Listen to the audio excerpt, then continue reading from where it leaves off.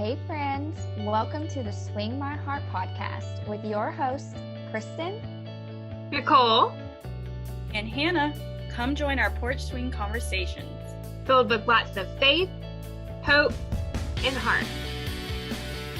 Hey Postables, we're back with another episode, and today we will be recapping One in a Million. It premiered on July 24th, 2016.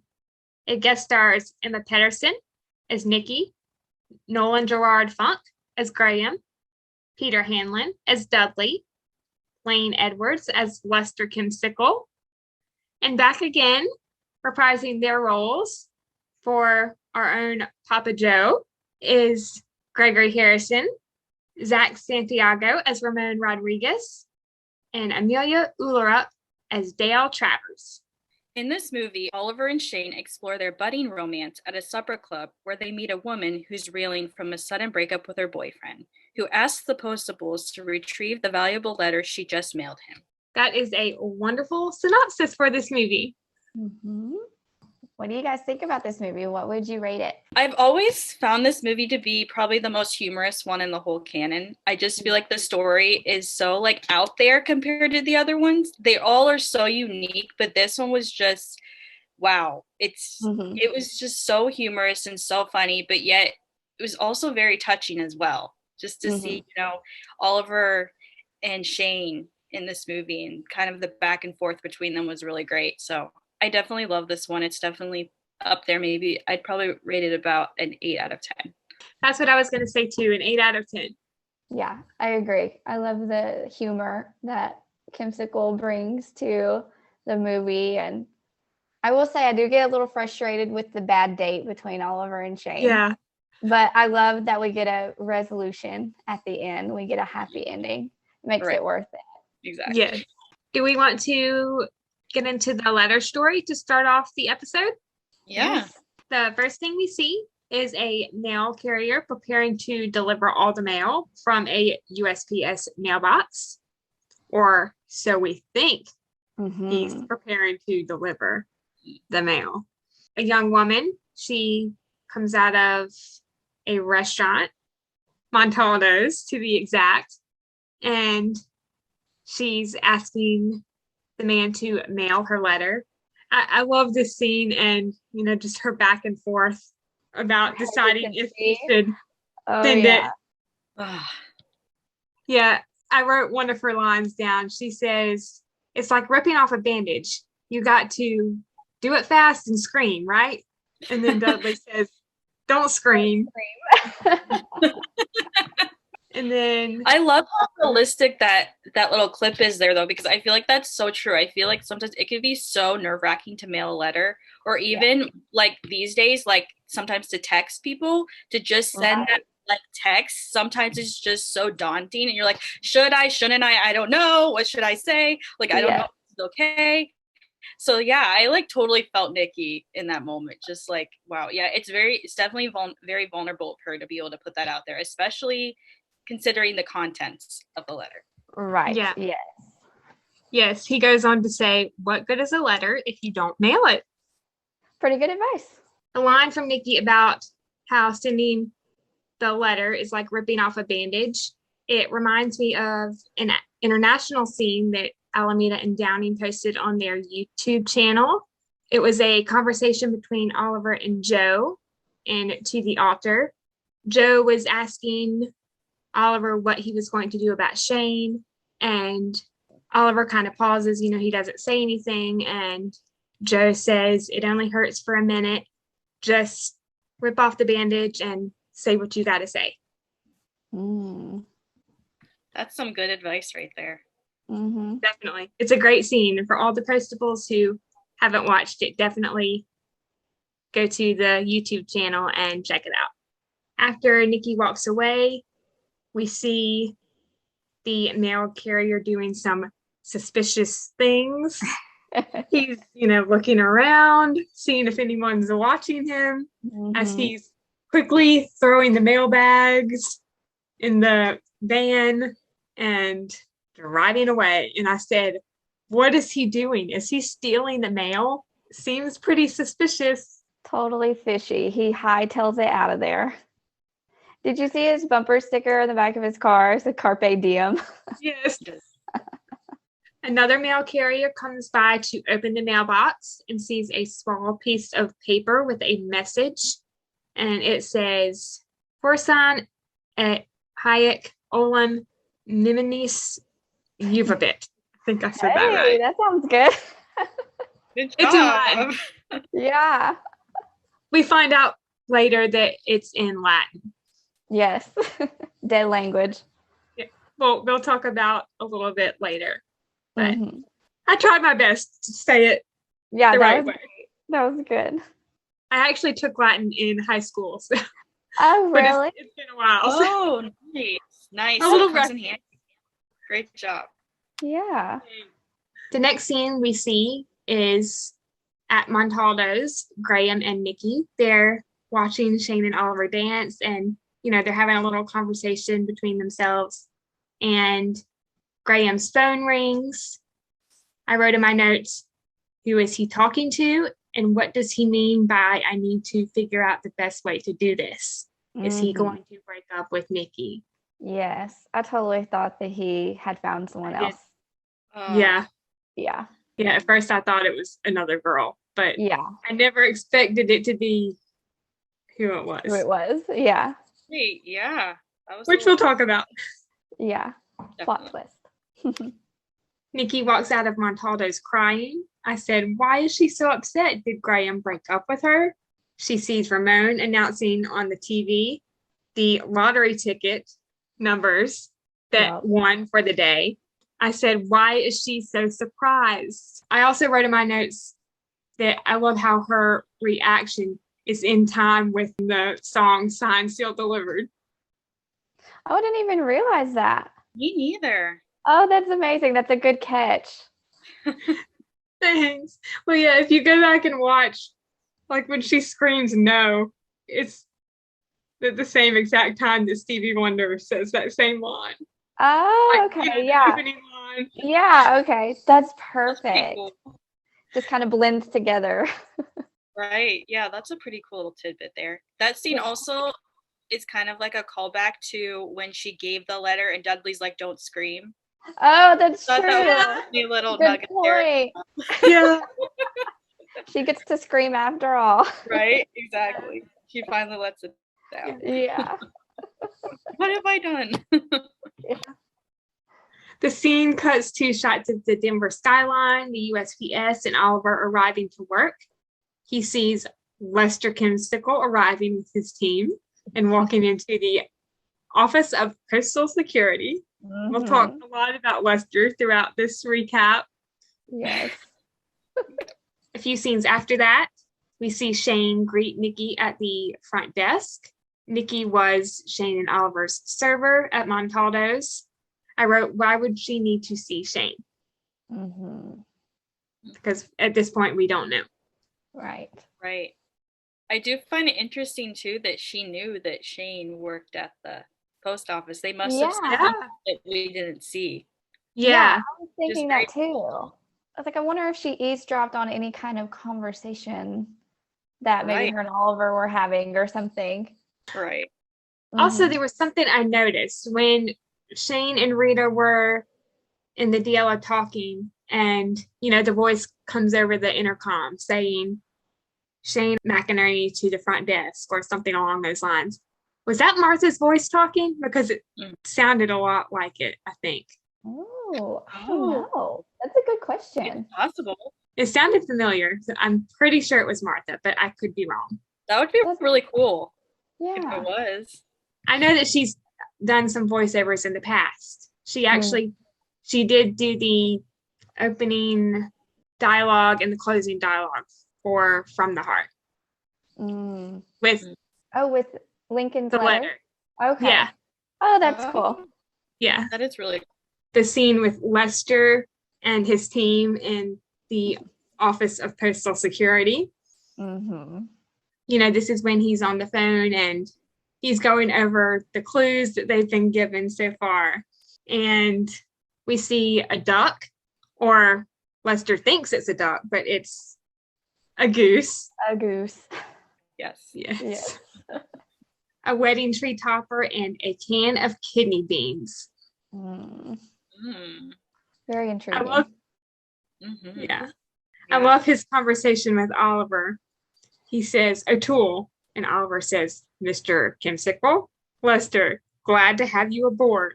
We need a man who knows the ropes, the sails, the lay of the land, the whole enchilada from stem to stern. Oliver says, could you elaborate? And then Lester mentions how, a certain number of days ago, the unidentified perpetrator removed the mail from the mailbox and replaced it with a duck. Oliver says it's a goose, like we just mentioned. And then 3 days ago, the mail was removed from another mailbox and replaced with the wedding cake topper. Oliver says, and may I assume a third mailbox yielded a can of kidney beans. Lester says, yes, you may. And you may also assume that you and that weird little task force of yours are going to find this guy. Oliver thinks that this case isn't the DLO's responsibility, maybe the police or FBI. Lester says, O'Toole, if word gets out before we know what we're dealing with, we could have rampant hysteria running all over the place. We need to keep this in-house for as long as we can. Oliver says, has anyone dusted the beans for fingerprints? And then Lester starts describing Shane and Rita and Norman. And when Lester's describing Shane, he says, that Shane gal. And Oliver says, Miss McInerney. Uh-huh. I love how him correcting Lester like that shows the respect that he has for Shane.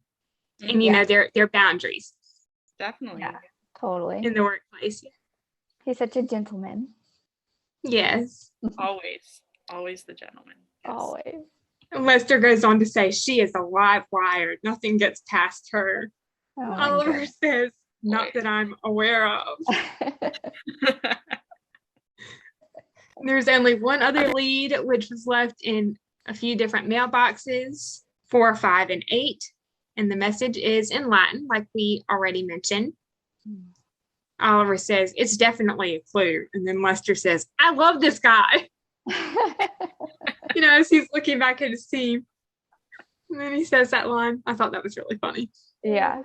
Nikki's conversation with Shane at the front desk. Nikki told Graham in her letter that she wants to get married. Shane tells her that getting a letter back once it's mailed is almost impossible. She also gives her a form to fill out and says she'll look for the letter herself, which I thought was really nice of Shane to do. Very nice of her to do. Yeah, that was really sweet. I just thought, like, wow, that's going to be a lot of mail to sort through. Oh, for sure. That's what I thought as soon as she said that. I was like, wow. Yeah. Can't imagine. I know. Oliver comes in the DLO after meeting with OPS. I love how he just goes straight to the fridge to get a yoo-hoo. And then we see him chugging that yoo-hoo down. Chugging the whole thing. Whole thing. You know there's something going on when he chugs the whole thing. Oh, yeah. I love the look between Shane and Rita and Norman. They're just like, what is going on? Shane even says, Oliver, what's going on? Oliver says, we have been charged with the grim task of investigating the systematic and frankly bizarre plundering of the United States mail from official receptacles in South Denver. Dun, dun, dun. Dun, dun, dun. Can I just say, when he said grim task, it reminded me of Grim Feet. Yes. That's so funny. That's what I heard as soon as he said that. I was like, oh yeah, Grim Feet. Yeah, got it. Yeah. That's perfect. I don't know if that was intentional, but I thought that was funny. The perpetrator is one of their own, so it's someone that worked at the Denver main branch. Yikes. Oliver recites the message written in Latin. It's been engraved on every Dark of Night award for over 100 years. It's from Virgil's poem of love and war. It's words of encouragement to a shipwrecked army. I love Norman's line. He says, what does being shipwrecked have to do with the post office? And then Oliver goes on to say courage and perseverance. And then he says, perhaps one day it will be good to remember this. which Mhm. I'm guessing is the Latin quote written on the Yes. Right. Yeah. darker back. The fingerprints on the wedding cake topper had been wiped clean, which is a sign that this guy knows what he's doing. Mm-hmm. Mm-hmm. I love this next little piece of dialogue when Shane suggests that they call Dale. Mm. And Oliver says, we need, and then he stops. And Shane says, a friend like Dale. And Rita says, who's he? Shane, Dale is the she. Dale sings in the choir at Oliver's church. Dale is lovely. Rita, wait, you went to Oliver's church? Shane, just to drop something off, he introduced me. She's a soprano and a police officer. And then Oliver goes on to say that Dale is no longer a police officer. She is now a special agent for the State Division of Investigations. Norman says, she sounds perfect.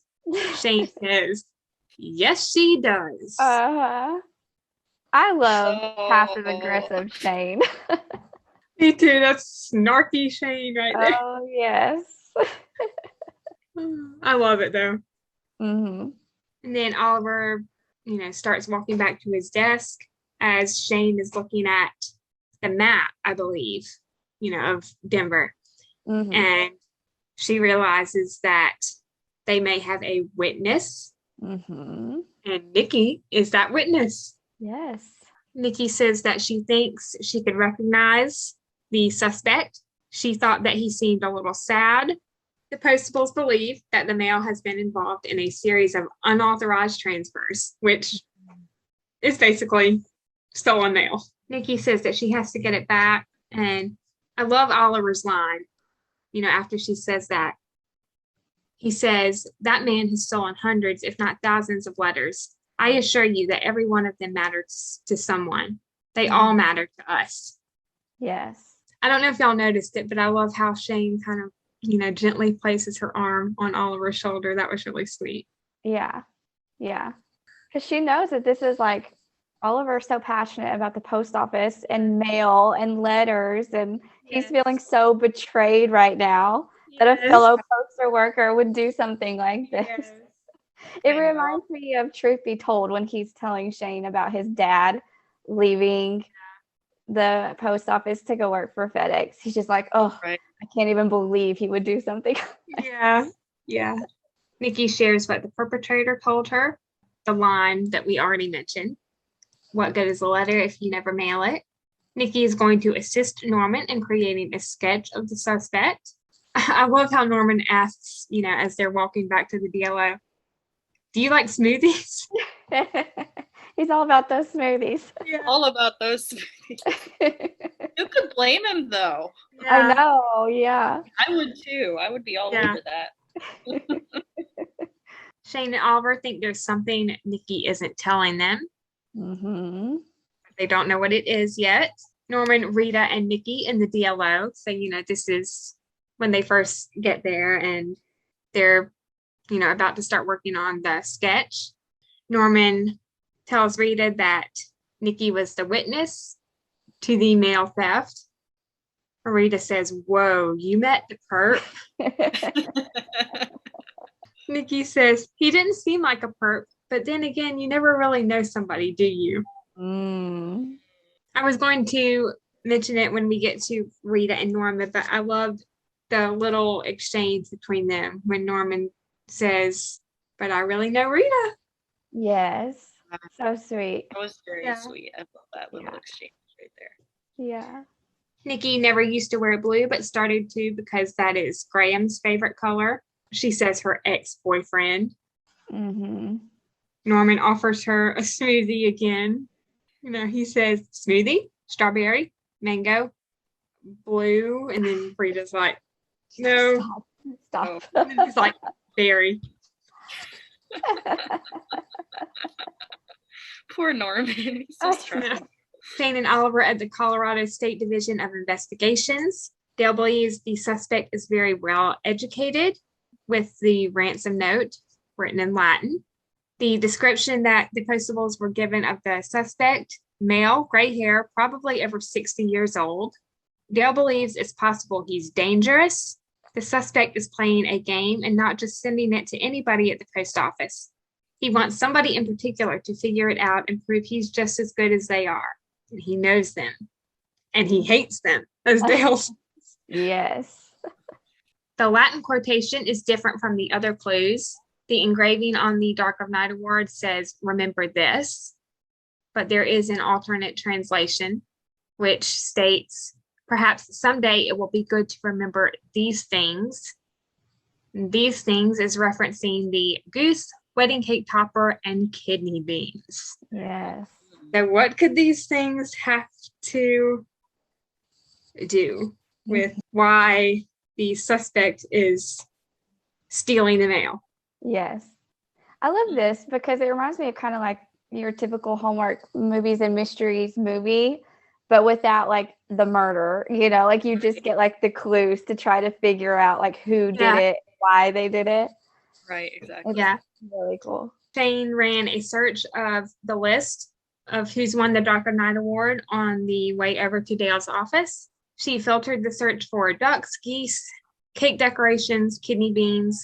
All she got was 100 years of recipients and dates. Oliver's grandfather received his Dark of Night award for giving up Christmas Eve with family to stay in the terminal annex to help a damaged shipment of goose eggs hatch overnight, which we already know from Time to Start Living.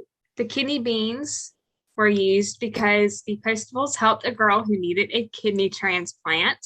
Mm-hmm. Joe received a Dark of Night award too. And then I wrote in my notes, what was it for in relation to a wedding cake topper? Because at this point, we don't know Yeah. what Joe did to earn that award. Mm-hmm. I think it's interesting when Shane's going through that list and she's like, "What did your father win one for?" And Oliver's like, "My father never won a Dark of Night award." And she's like, "Yes, he did. Like, this is him, right?" Like, it's very interesting that, Joe never told Oliver. Yeah. I guess, did this happen during kind of their lost time together? The time that they were? So. Yeah, he does mention that later, so it would make sense, but it's interesting that he didn't bring that up like after the fact. Yeah. I love Dale's reaction when, Shane mentions the article about the Postables winning the Dark of Night award, and Dale said, "You never mentioned that." Yes. And then Oliver goes on to say something about, how it was a miracle. I just loved his humbleness in that scene and, not wanting to make too much of a big deal out of it. Yeah, definitely. That's true. The suspect is targeting O'Toole's, which we find out, a few seconds later. Mm-hmm. Nikki talking to Rita and Norman in the DLO. This is when she shares about, the breakup. She says they were closing up and he said he wanted to talk. He said that things have changed. Nikki also says that she couldn't stand there and hear another guy tell her it's moving too fast, or he's met somebody else, or he needs to be free. Mm-hmm. So she left and he didn't even follow her. Yeah. Norman says, "We're supposed to follow?" Rita says, "Yes, like in the movies." And Norman says, "I've been watching the wrong movies." I love that line. That was such a cute little moment between them. Yeah. That moment, like, Norman just had an aha moment. He's like, "Oh, wait, we are?" Yeah. I didn't know this. Typical guy. Shane and Oliver return to the DLO after their meeting with Dale. Did y'all notice how Shane took Oliver's briefcase? I thought that was really nice. No, I didn't notice that. Yeah. Aww. Yeah, it was really sweet. He kind of, gives it to her. She's, I guess, walking to hang up her coat, I think. That's awesome. No, I didn't notice that. I love Oliver's comment to Nikki. He says, "Miss Bergens, I hear you're dealing with a broken heart today. I'm sorry that you're hurting. I do know how that feels." He does, for sure. Mm-hmm. In a lot of areas in his life, he has experienced a lot of heartbreak. Oh, yeah. The phone rings at the DLO. This is one of my favorite scenes in this movie, when Shane and Rita and Norman are all huddled around Oliver while he's on the phone with the suspect. Yeah. The suspect calls him Junior. Mm-hmm. And he said if they don't keep up, they're never going to see the mail again. Oof. That's a big blow to Oliver, Yeah. I'm sure. Yeah, for sure. A lot of pressure. Yeah. Nikki goes on to say that, you have to get the letter back. Oliver responds to that by saying he's more likely to destroy the letters than he is to read every one. Nikki's letter includes $50,000 in the form of a winning lottery ticket. She also wrote on the card, "When I met you, it was like winning the lottery." Which is cute. Yeah. Corny, but cute. Right. And especially since at the time, she didn't know she won. Exactly. So yeah. Yeah. It's like, Yes. Yeah. Nikki then starts talking about if they know Ramon. And I love Norman's line. He says, "We know Ramon." Uh-huh. Eye roll. Oh, yes. Eye roll. Why do we always have to talk about Ramon? I know. The numbers on the lottery ticket were the day, year, and time they met, and it won 5 out of 6. Nikki wore blue and learned to cook trout for him. He really likes trout. They were saving up to move to New York to audition for clubs and cabarets together. This is one of my favorite lines in this episode from Oliver. He says, "One must never regret an act of love." Oh, yeah, that's a good line. I also love how Shane agrees with him and says never. Yes. Joe and Oliver's conversation in the mailbox grill. So we talked a little bit about this a few minutes ago, but Joe received his Dark of Night award after Oliver left home, but didn't spread it around. He delivered a misrouted wedding dress in time for a wedding. And we hear even more about this story later on in the movie. Mm-hmm. Yeah, definitely. Joe recognizes the man in Norman's drawing. I wrote, "Great job, Norman." That he did a good job on that drawing. Yeah, he did. I was so impressed. I was like, wow. Yeah. Man of many talents. Yes. The suspect's name is Dudley Curley. I love Kimsicle's line. He says, "This isn't like taking home paper clips and staplers from the office. This is the U.S. mail, darn it. I want this man fired." And then Joe, goes on to say how he's retiring. And then Kimsicle says, "Didn't you muster out and sign up for the enemy?" Oh boy. Oh my gosh. Poor Joe. He's never going to live that down, ever. Oh, poor guy. Joe knew Curly and they were friends once. He doesn't like being called Dudley. They hung out and watched the big game on Sundays. They were in the bowling league together.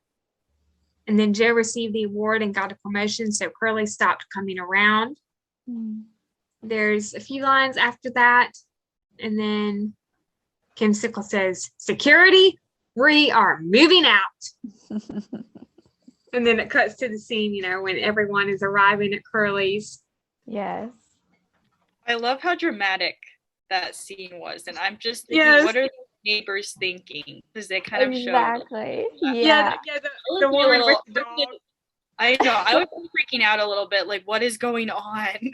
Yeah, like a SWAT team, the USPS SWAT team. It's rolling through the neighborhood.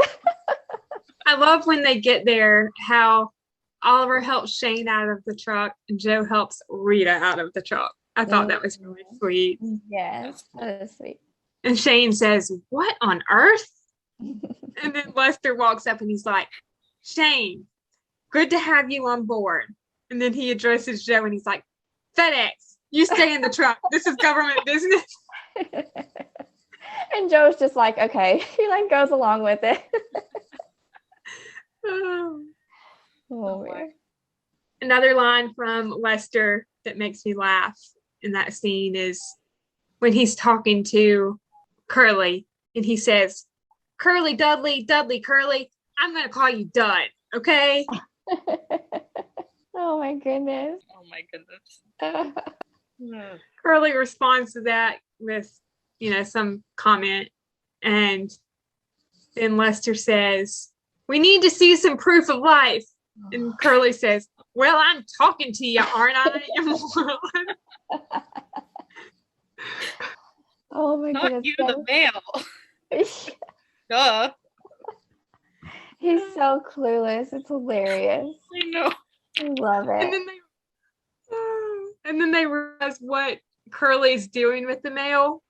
You know, Shane says, Oliver, look. And then they see the chimney and the smoke coming out of it. And Lester says, now's not the time to have a weenie rush. Norman says, I don't think he's cooking hot dogs or something along those lines. Yeah.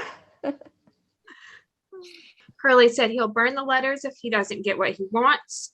Joe says he wants attention and doesn't know what to do with it. He got a stick shift before he learned how to drive just because Joe had one. Shane called Dale to assist them. Shane and Rita talking to Lester and Shane asking Curly if he wants lunch. I also love in this scene how Lester is trying to ask Shane out again. Oh my goodness. Know. Oh my gosh. Yeah. And then, you know, Shane speaks into the microphone to Curly about what he wants for lunch. And he says, corned beef and chicken salad on white. And then Shane, you know, asks if he wants anything else. And he says, with mayo and coleslaw. And Lester says, my God, the man's a savage. I'm in agreement with Kimsicle on this one. That is gross. That does sound gross. It's gross. It's nasty. I don't know if I had ever heard of corned beef before I watched this movie. Really? I don't know. Maybe that's just me. Yeah.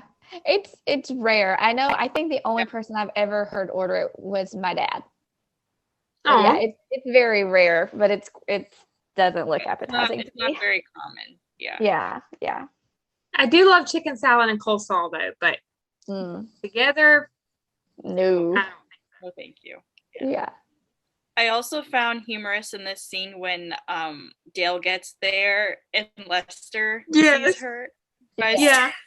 Yeah, I wrote it down. Lester says, well, hello. Dale says, hi. Special Agent Dale Travers, State Division of Investigation. And then he backs away. He's like, okay. He's like, nope. Nope, not gonna mess with this one. So funny. Oh man. Shane arrives with Curly's lunch and you know she hands it to Lester. Lester says, we got your god-awful corned beef and chicken salad right here. Oh dear. You don't have to rub it in. Yeah. Yeah, let's not be mean to this guy. Like, come on now. You're not helping your case there, buddy. Exactly. Yes. Lester taking Curly's sandwich to him. I love how he did this. He was just like cautiously going to the door. And the way he picked up the wrapper for the sandwich with the writing on it. He's like, should I be cautious? Right. That was funny. I love how Dudley just throws out his demand. Yeah. I was like, okay, that was unexpected. I thought he would just hand it to him. Okay. Yeah. Curly wants to talk to Joe and wants his Dark of Night award that he thinks belongs to him. I love how Oliver didn't want Joe going in alone. Oh, yeah. That was very protective of his dad. Yes. Mm-hmm. Oliver and Dale go back to the DLO to get his Dark of Night award. Dale is asking if he's sure that he wants to do this. Oliver says, once upon a time, a lot of letters never made it to their destination because I didn't do my job. I never want to feel that way again. Dale says, it's still a lot to give up. That's what I love about you, Oliver. Ooh. And then Oliver responds by saying, thank you. I wrote in my notes, showing where his heart truly lies with Shane. Yeah. He totally could have said anything after that, like he could have. I'm glad that he didn't entertain that comment. Yes. Lester telling Oliver the magic word, help. That's not really a magic word. That's just like. Yeah, that's like so basic, so original. I know, it's like he didn't even think that through. He's like, the magic Uh-uh. word, what is it? He's like, oh, okay, help. Like, okay, helpful, thanks. Yes. Joe and Oliver talking to Curly. When Curly started at the post office, he was the youngest person to be nominated for a Dark of Night award, but they gave it to Oliver's grandfather Chester for taking care of geese. His last chance of getting one went to the Postables for helping the young girl get a kidney transplant. Joe getting his Dark of Night award cut the deepest. Curly was so close to the deadline for nominations. He dropped a young girl's prom dress off at her high school at the last minute during the Platte River flood and threw in a corsage. Very important. Uh-huh. Rita did some research, and Joe drove his truck 50 miles through a blizzard. It broke down, and he walked 5 more miles uphill on ice. And then Curly says, well, I drove through hail and sleet. And then Oliver interrupts him, and he says, the lodge caught on fire. And, my father put it out. Curly says, well, my prom girl married the prom boy, okay? And they had like 6 kids. This is your classic, like, back and forth, like, who can top the other person. That was so funny. And Oliver's not going to give up either. Oliver loves to, like, correct people and, like, well, actually. Actually, I love how Joe steps in, though. He's like, no, Oliver, okay. Like, yeah.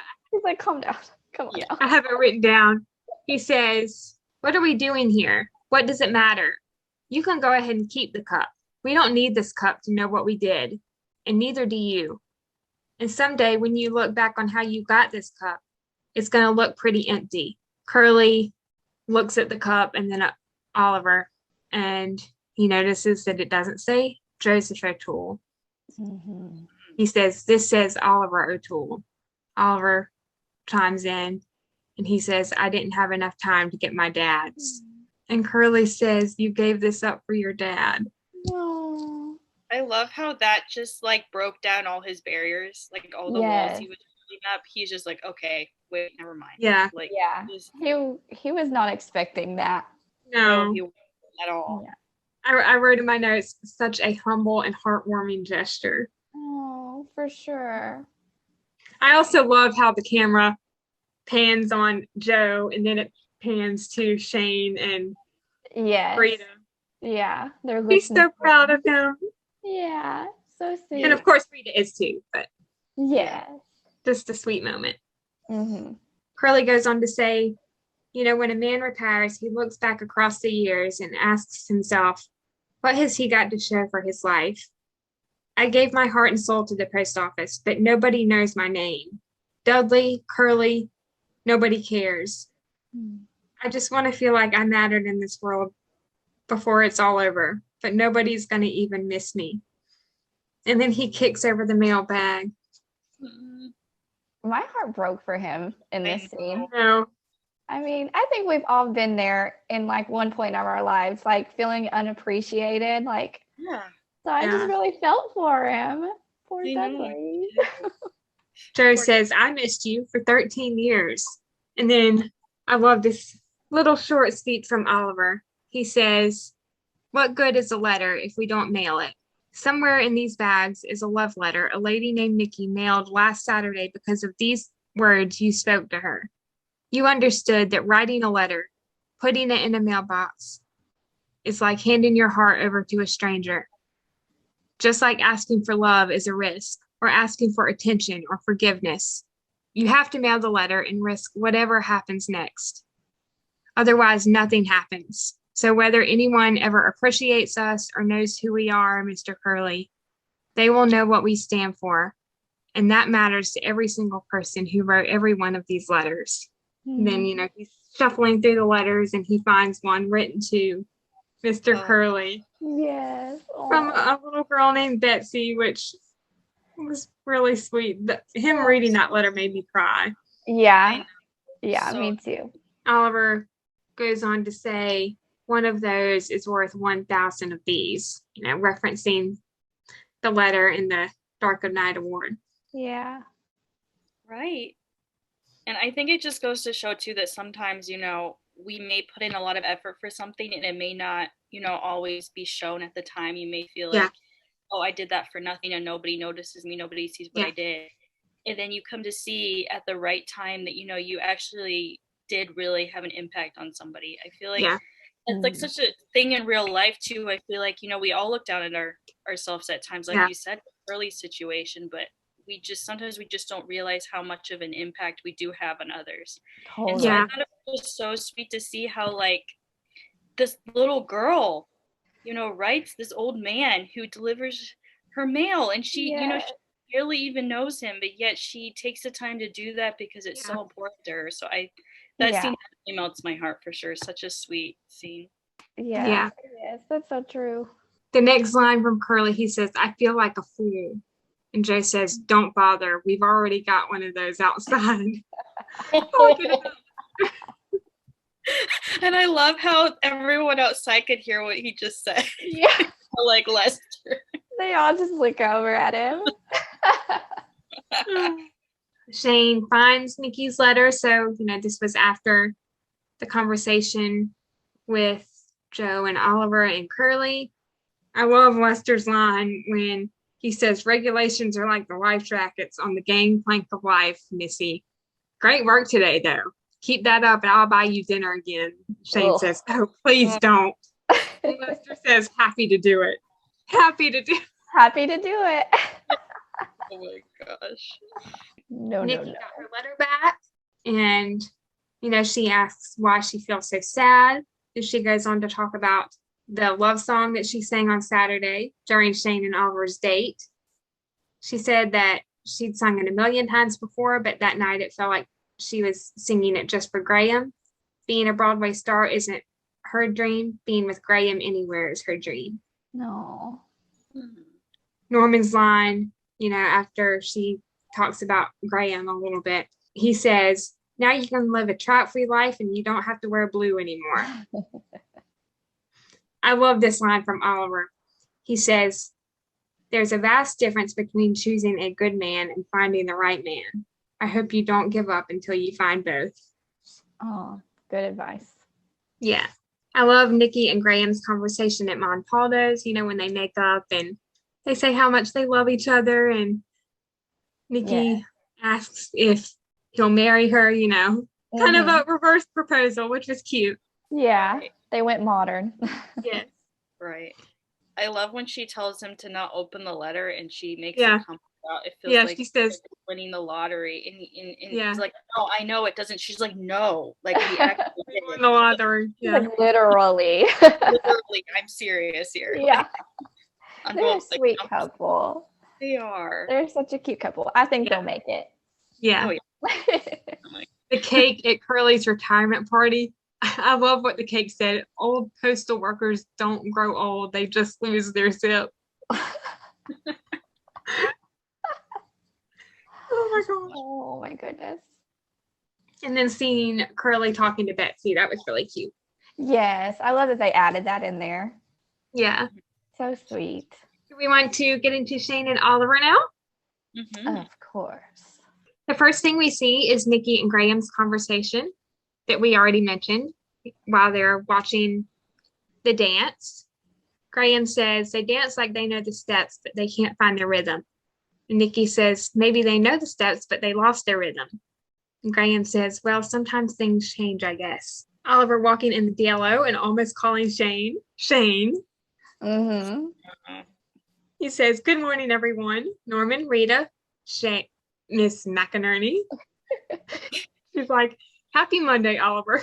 Oliver talking about having a smoothie and one of their duties for the day, Mm-hmm. He says, "I'm a Yoo-hoo man, usually, but I might try branching out." Mm. It looks between all four of them. And then he says, "Perhaps we should use this time to get a jump on our impossibly ripped and mangled box." Shane and Rita kind of look at each other. And Shane says, "We usually do that at the end of the month. Unless you want to branch out with that too."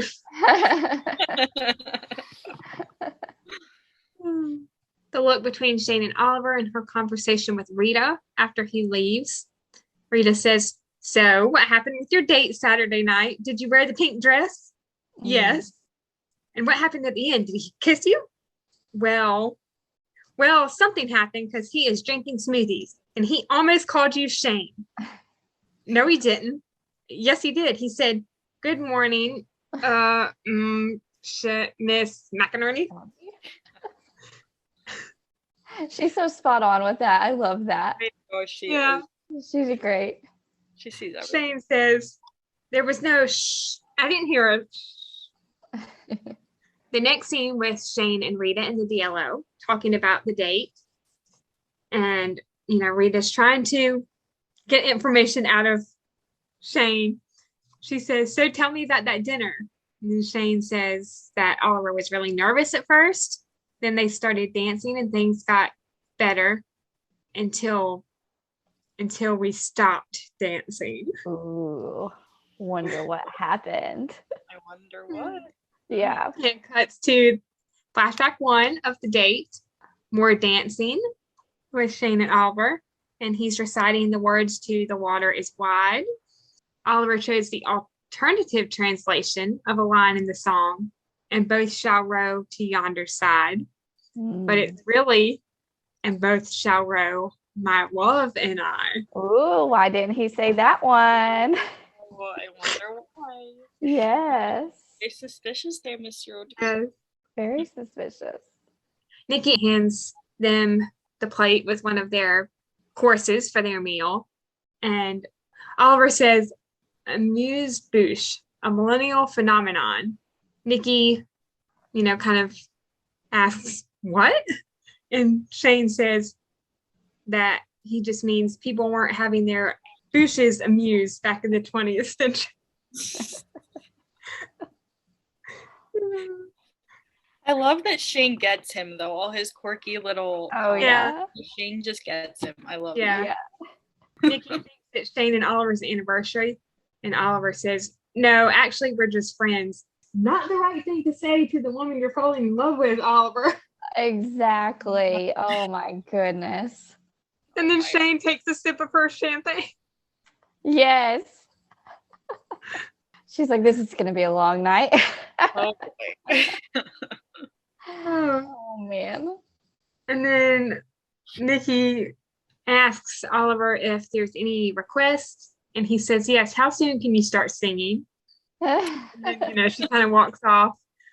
And Shane stuffs the food from her plate in her mouth. Yeah. I love how he kind of he realizes what he did and he tries to backpedal when he's defining just, Right. He's, Yeah. he knows that he's as we say in the South, digging himself a hole. He's trying to get out of that hole. I love Rita's comment, when it cuts back to the DLO and she says, "He really said that? Just friends?" Oof. Shane says, "Yep." Rolled right off his tongue like he was asking for more butter. Oh, it gets worse. And then there's a second flashback. And he's telling Shane about his slight sensitivity to rosehip tea. Shane says, "It's always good to learn something new about a friend." Oh, Shane. They start talking about the rose cutting. She says, "It never really took. I think it died." Oliver says, "Oh, that's a shame." "I know. I tried everything to keep it alive. I watered it. I fed it.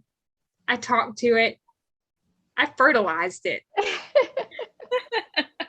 Some botanists have noted that roses tend to thrive when located near the final resting place of a family pet. Oh, my God. You think I should plant a dead animal under my rose bush? Oliver says, "Only if you had one." And then Oliver's eye roll, I'm just digging myself into a deeper hole. Yes. Yes. No pun intended with, burying a dead pet. Right. Realize that's Oh, man. Oh my He's just God. getting himself into so much trouble. Oh. You can just feel Shane's anger just kind of boiling Yeah. up inside her.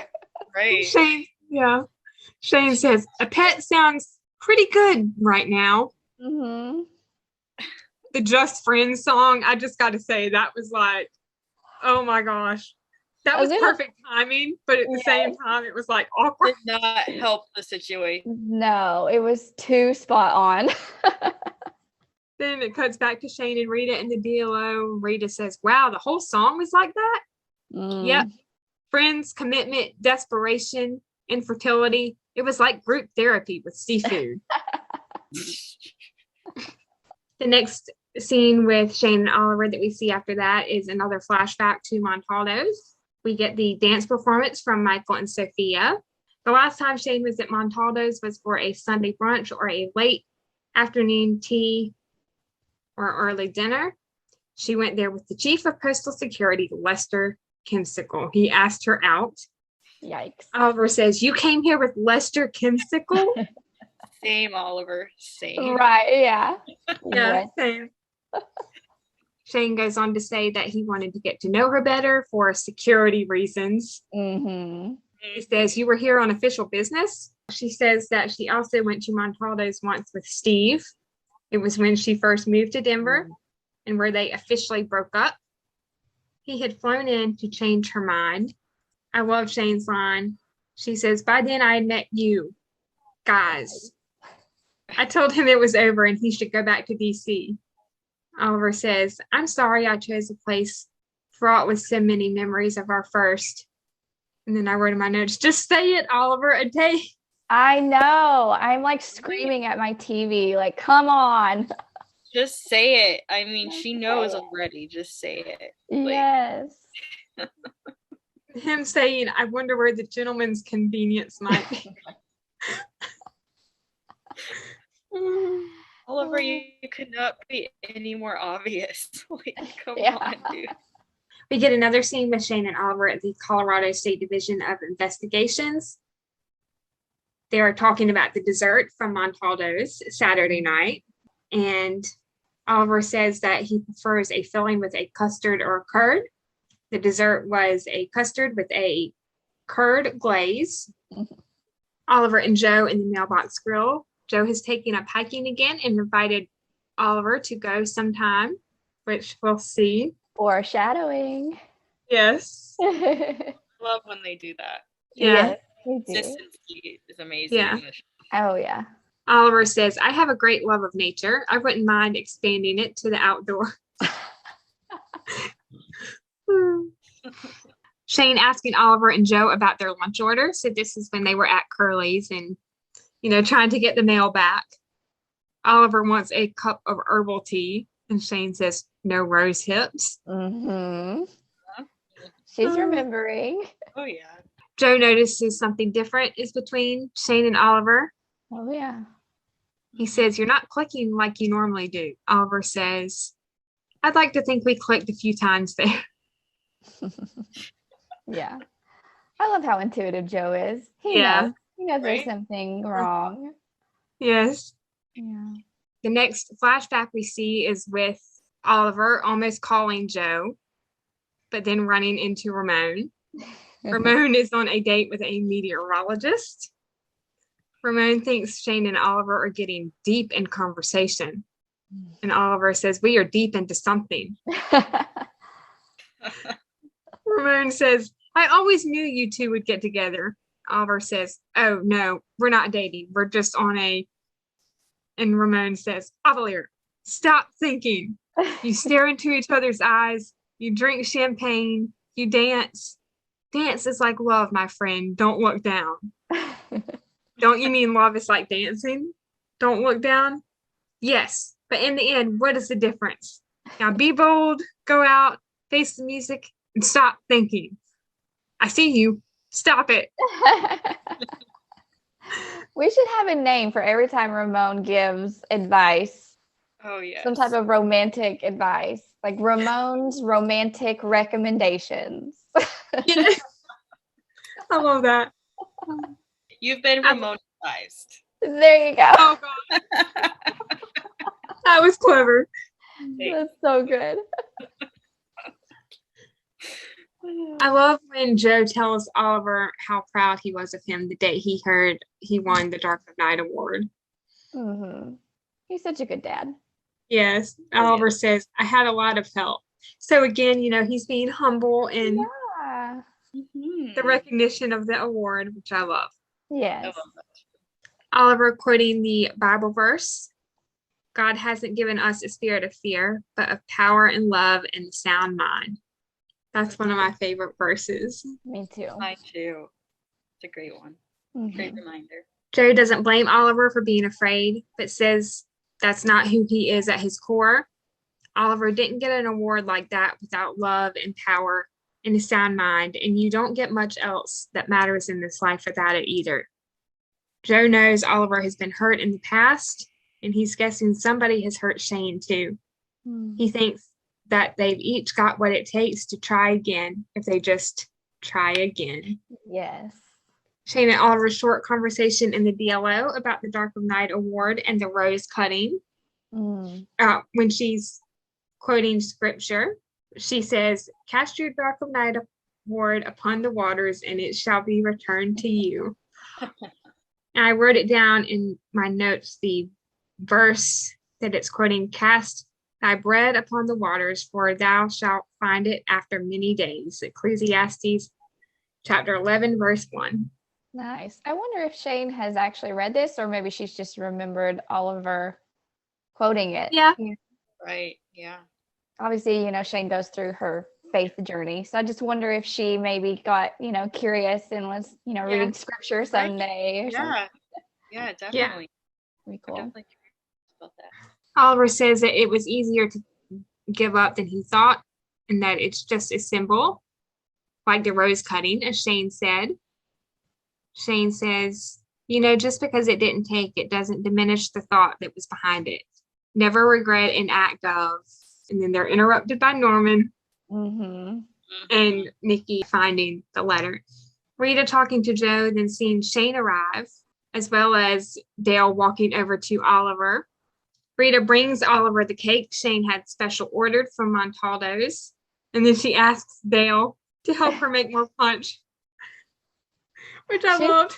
Yes, she's such a good friend. Like, she saw Shane looking over at Oliver and Dale and that whole interaction, and Rita's like, okay, here I go. Here's the time. Yes. Such a good friend. Definitely. We get another flashback to Montaldo's, and this is the last flashback we see from the date. Oliver comes back to the table after, talking to Ramon, and, he tells Shane that he saw Ramon. Shane says, that guy always shows up at the weirdest times. You think this is weird? And then there's a line after that when Oliver says something, I can't remember what it is. I think he, stands up to take his coat. And he's talking about the temperature in the room. Yeah. And how she'd probably know that because she's been there. Oh boy. Shane says, Oliver, Lester is an idiot. And Steve, I have been over him for a very long time. Oliver says, you owe me no explanations, Miss McInerney, because you and I are just friends. Oof. And then Oliver goes on to say that was an unfortunate term of phrase.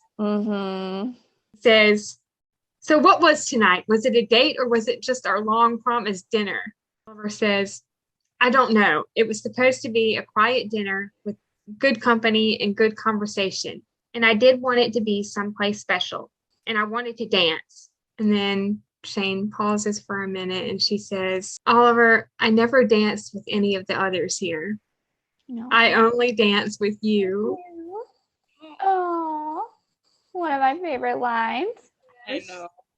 So saying good. I love you without saying I love you. Totally. Oliver goes on to say, we could use more practice. I know, if we're going to get any good at it. I imagine we could be very good. I imagine we would be if we practice every week. Every week? I only meant if you were serious. And then, it cuts to the song, If I Loved You, that is performed by Nikki. I also wrote in my notes the looks between them, the dream sequence of them dancing. Yes. Oh, it's so beautiful. Yeah. It's a really beautiful song. Yeah. And of course, a really beautiful dance as well. and Oliver almost taking her hand. Oh, This so gets me close. every single time. Oh, know. so close. So close. If only it were a few seconds earlier. I know. Like, And then Shane, you why see- did you have to move your hand? Yeah. I know. And then you see her wipe the tear. I know. This next scene is one of my favorite Shane and Oliver scenes in the canon, and one of my favorite overall scenes as well, when they're talking about second chances. Yes. But before that, we see Oliver looking between Shane and Dale. You know, he has the plate with the lemon cake in his hand. Yeah. And then we see Oliver walk over to Shane.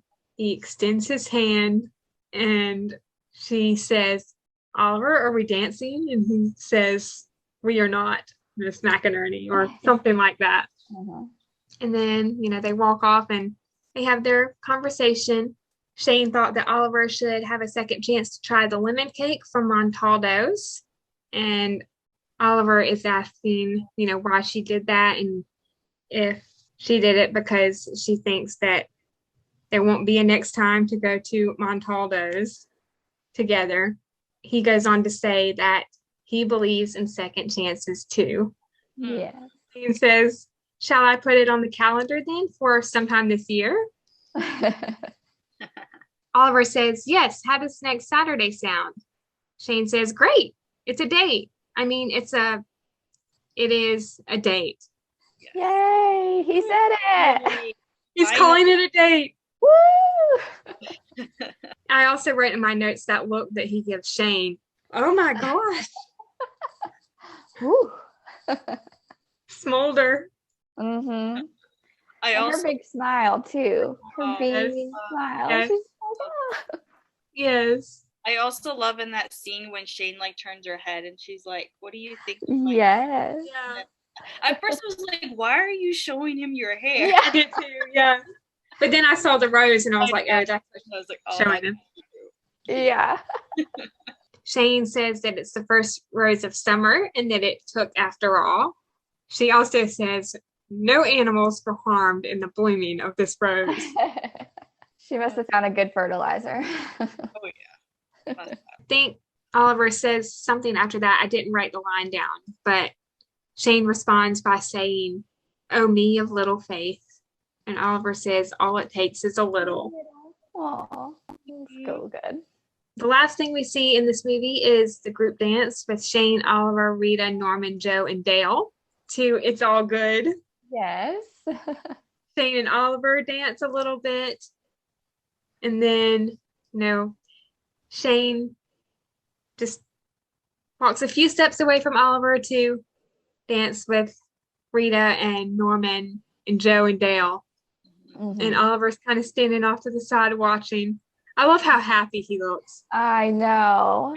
know. So great. I love it, and I love how Joe was watching them during when they were Yeah. dancing. He just had Yes. a little look of like knowing look, like it was very Yeah. Yeah. Norman's dance cracks me up. He's just like bobbing his head. Same, Norman, same. Yeah.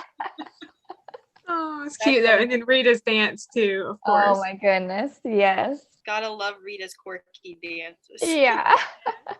Speaking of Rita, do we want to get into her and Norman's storyline for this movie? Mhm. They didn't have a lot of scenes together in this movie, but still some great ones. Yeah. Oh yeah. Norman picking up Rita's mail from the P.O. box when he went to get the smoothies, which was really sweet. So this was at the beginning of the movie. The kiss on the cheek that Rita gives him. That was really cute. Yeah. Rita sends $50 a month to save the Bouvet Island burrowing yellowtail owl.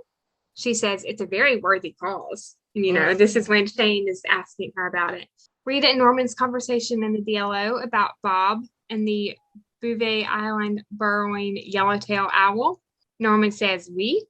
Did you break up with somebody before me? Yeah, Bob. You dated a guy named Bob? And then I wrote in parentheses, why didn't Rita tell him before now? Yeah. Right?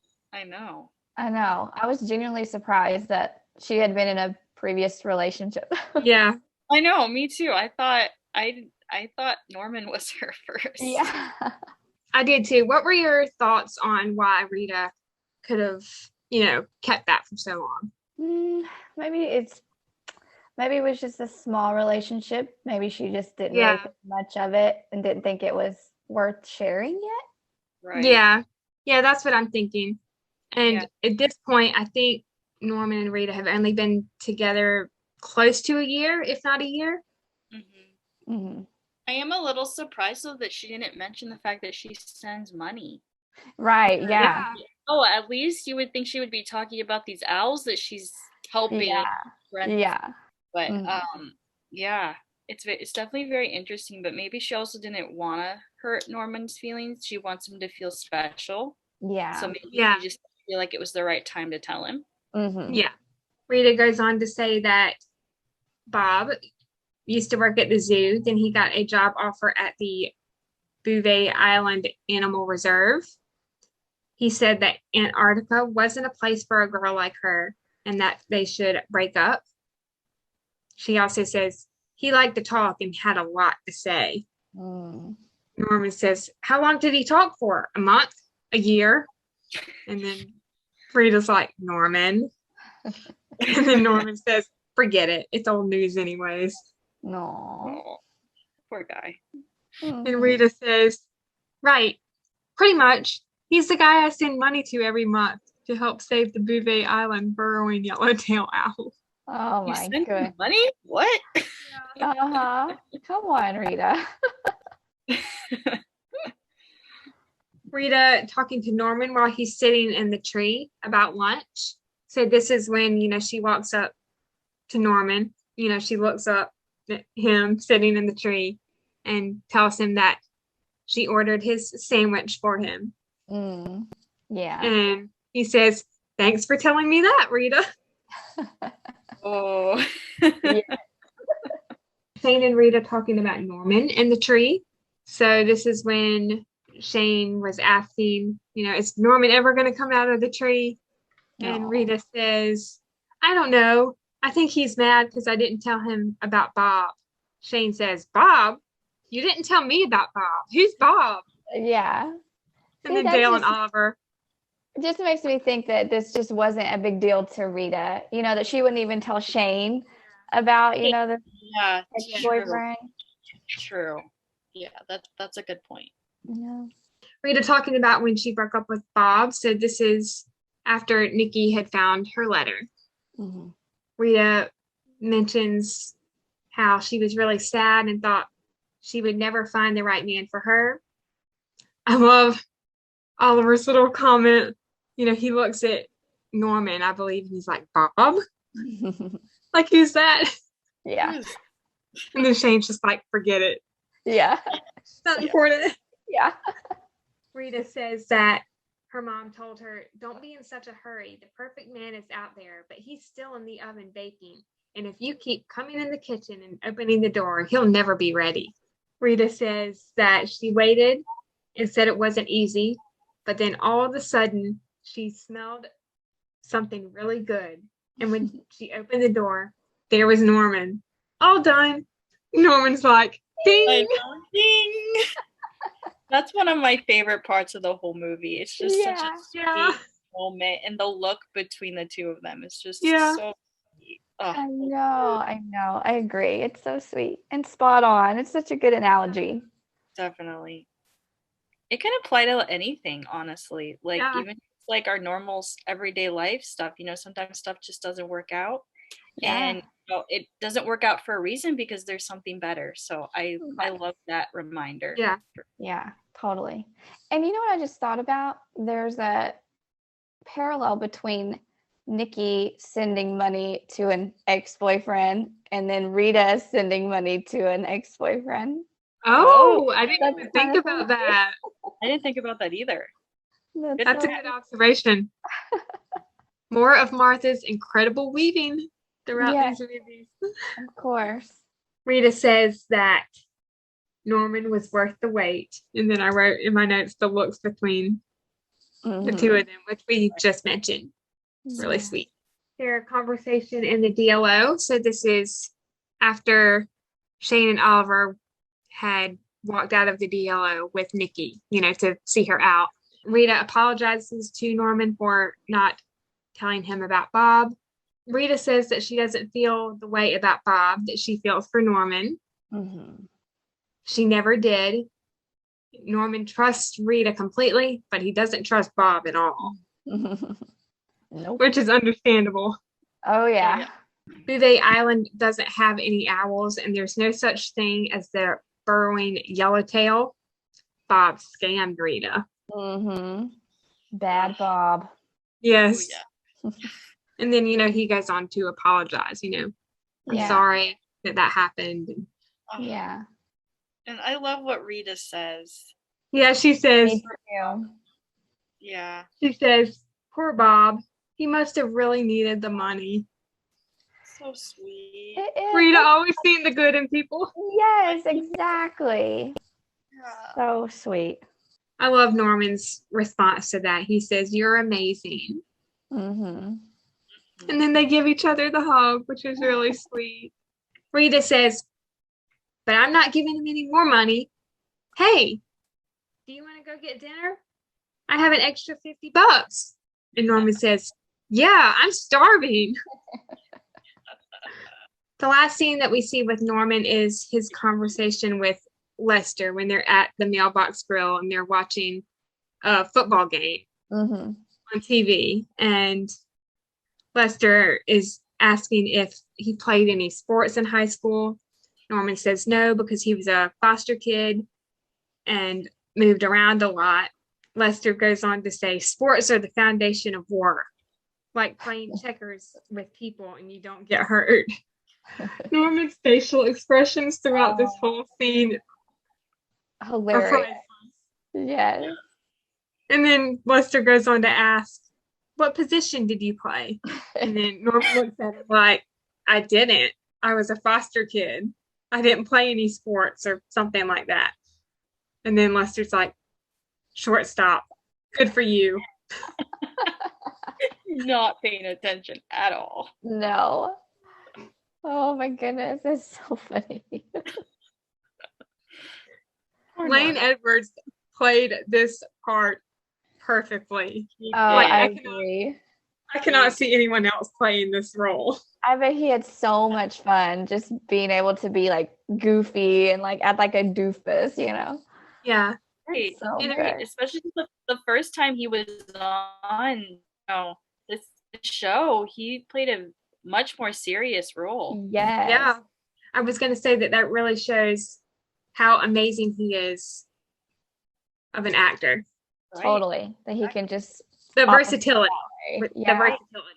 And I find it a little humorous too that the episode he was on was The Dark of Night. Mm-hmm. Yes. I know. That he was in both of the more Yeah. Dark Night specific episodes, which is pretty cool. Yeah. Yeah, that was awesome. Mm-hmm. I would love to see Lane come back in a future movie. Yeah. What do you guys think that Kimsicle's up to? I don't know. Probably getting into more mischief at Yeah. the Office of Postal Security. Or making jokes or, stuff like that. Yeah. Maybe he and Hazel could get together. Oh my goodness. Oh, that would be hilarious. That would be so funny. I think I've seen a few postables point that out on Twitter. Hazel and Kimsicle. Hazel Kimsicle. What What's a her name. Yeah, I was gonna say, what's their name? Lazel? Oh gosh. Or Kim, let's see, Haysicle? Hashtag Team Kimsicle. Yeah. Oh my. Oh man. Oh my gosh. I think Lazel is my favorite. Lazel. Yeah. Their ship name. The ship name. Yeah. Do we want to get into the lessons learned from this movie? Sure. Mm-hmm. The first one I have written down is one must never regret an act of love. Mm-hmm. God hasn't given us a spirit of fear, but of power and love and a sound mind. Mm-hmm. The last one I have is love is like dancing. Don't look down. Mm-hmm. That's good. I definitely say another one that was really big for me was the never look down on yourself, because you never know what impact you're making. And that's not to say that you should definitely be humble, but you should always remember that you never know what impact you're going to have. And just because you feel small doesn't mean that you're not big in someone else's eyes. Yeah, that's totally. great advice. That is good. I wrote the ones that you already said, Nicole. Okay. Same page. We have some trivia for the Postables to wrap up this episode. Woohoo. Do one of y'all want to go first, or do you want me to go first? Ooh, Hannah, you go first. Okay, so most of mine are from the beginning of the movie. What did Oliver say the package smelled like at the beginning of the movie? So this is when he's with the rest of the Postables and they're looking through, the box, and he brings out that package. Number 1, pine tar and mud. 2, mud and evergreen. 3, pine tar and evergreen. Or 4, tar and grass. Is it 3? Pine tar and evergreen. That's it. Yay! Correct. Ding, ding, ding. What was the number of the mailbox where the Latin message was found? 1, 258. 2, 468. 3, 285. Or 4, 458. Is it Or 458? 58. 458. Yay! Wow. Yeah, because the numbers were 4, 5, and 8. And then the last one I have is, what was the form number that Shane told Rita that Nikki, her waitress, needed to sign? Was it 1, form 1357E, form 1057E, form 1067E, or form 1367E? 1067 E. That is correct. Yay! Fun. I'll go next since I just have 2. Yeah. Okay. What was the first number in the listing of the winning lottery numbers? 15, 12, 3, or 7? Was it 3? 3, yes. 3. Yay! And then what is the kind of fish that Graham likes? Is it tuna, trout, lobster, or catfish? Trout. Out. Trout. Yes. Good job. I have a few more than 3, but I'll start with my first one. What color is the envelope that Nikki's letter is in? Blue, yellow, red, or green? Blue? Yeah. Ding, ding, ding. Got it right. With a heart, right? With a heart Right. sticker on Heart it. sticker, yeah. Right. Okay. A big old heart. Yep. Yeah. What branch of the USPS did Oliver tell Norman to dispatch the dead letter to at the beginning of the movie? So this is the same letter as the one that Hannah mentioned in her trivia question. Mhm. Nashville, Charlotte, Miami, or Boston? Ooh. I have no idea. I don't either. I'll guess Boston. I was going to guess Boston. No. Miami. Oh. Oh, I okay. totally missed that. Yeah, me too. I did a trivia question about that. That's funny. What time was on the clock next to the door of the DLO when Oliver was leaving to go to OPS? 9:10, 8:30, 10, or 9:45? I'm going to say 9:45. I'll guess 10. Nope. Oh no. Oh. 9:10. 9:10. 9, 10. Okay, okay. All right. How many days did Lester say it's been since the unidentified perpetrator removed the mail from the first mailbox? 6 days ago, 4 days ago, 2 days ago, or 5 days ago? 2 days ago? 6. Nope. Nope. 4. Oh. Ah, man. These are hard. I know. Sorry about that, y'all. No, No, you're it's good. It gets us thinking. Yeah, it gets us thinking. That's good. Name one flavor of the smoothies that Norman brought back from Eleanor's office. Blackberry, pineapple, peach, or strawberry? Strawberry. Very. Ding, ding, Yay! ding, ding, ding. How long had Nikki and Graham been dating before the breakup? 1 year, 4 years, 2 years, or 5 years? 1 year. 1. Yes. Ding, ding, ding, ding, ding. I think she says like a year next Tuesday or something. Right. Yeah. Yeah. How many years has Dudley been a mail carrier for the USPS? 30 years, 52 years, 45 years, or 39 years? 45. Yes. Good job. Woo! My last question is, where did Nikki work before she started singing? The aquarium, the zoo, a museum, or a bank? The zoo. Zoo, yeah. Ding, ding, ding, ding, ding. Yay! Yes. Yes, because I believe she was the one that told Norman about Bob Yes. scamming Rita. Yes. Yeah. Good job, ladies, on the Yay! trivia. Good job. All right, Postables. That is our recap for 1 in a Million. We will be back in 2 weeks to recap Lost Without You. Thanks for listening. We hope you have a wonderful day or night wherever you are in the world, and we will see you next time. We love y'all. Bye. Bye, guys. And make sure you look out for some very exciting episodes coming next week. Yes. Yes, definitely.